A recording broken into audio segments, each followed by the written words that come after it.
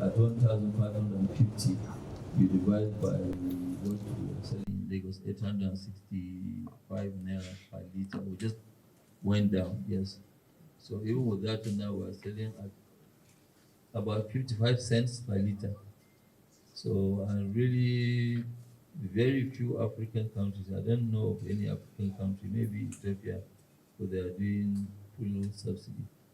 But I don't think if they are doing up to even 55 cents, it will be more than 55 cents.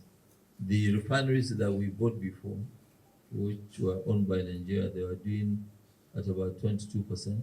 And we bought them January 2027, and then we had to return them back to the government because there was a change of government, and the managing director at that time came from the same place with the managing director. They were all both era doers. So he convinced the government that the refineries will work.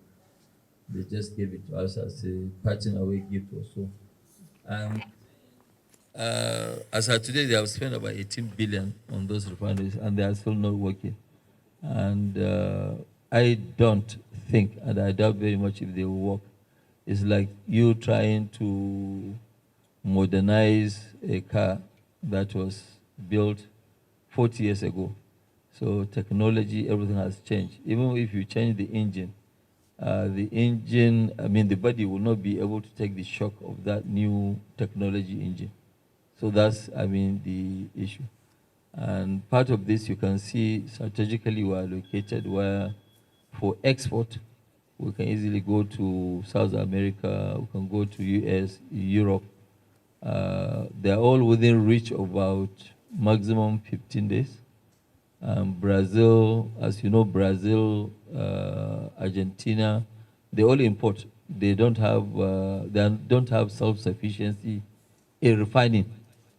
And in Africa, it's even worse because in Africa, really, apart from Algeria, and apart from Algeria, and Libya, because Libya, they are still not stable, and Gaddafi built very high capacity to help other African countries to supply them with petroleum products. So when you look at it, really, in Africa, technically, there are only two countries that actually are self-sufficient.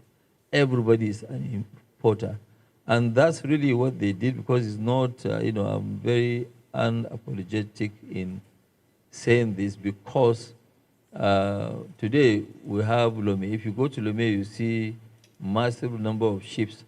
So that's what they do to attack all the industries in sub-Saharan Africa. So sub-Saharan Africa, even if you look at the ones in, in South Africa, they are actually not operating. Only one now is operating in South Africa.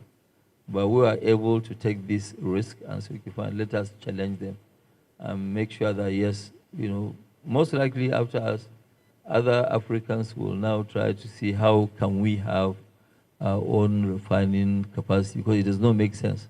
And you can see what they are doing now. Despite that, yes, they are doing transition to cleaner energy. Between June and this July, between June and July, we have bought 19 million barrels from US. And US used to buy, like what my colleague here, Edwin, said, they used to buy almost 3/4 of Nigeria's crude. But right now it is US supplying us. For example, as a company, we bought 10 million barrels this month. So 10 million barrels this month, it means that at the capacity where it's about 55% coming from US. So you can see, and they are still looking for more oil, because Trump said that they should go and look for 3 million barrels more. They are the highest, they are the biggest producer, of oil today. And the same US and Qatar, they control 65% of LNG in the world. So that's nothing really, we believe that is impossible.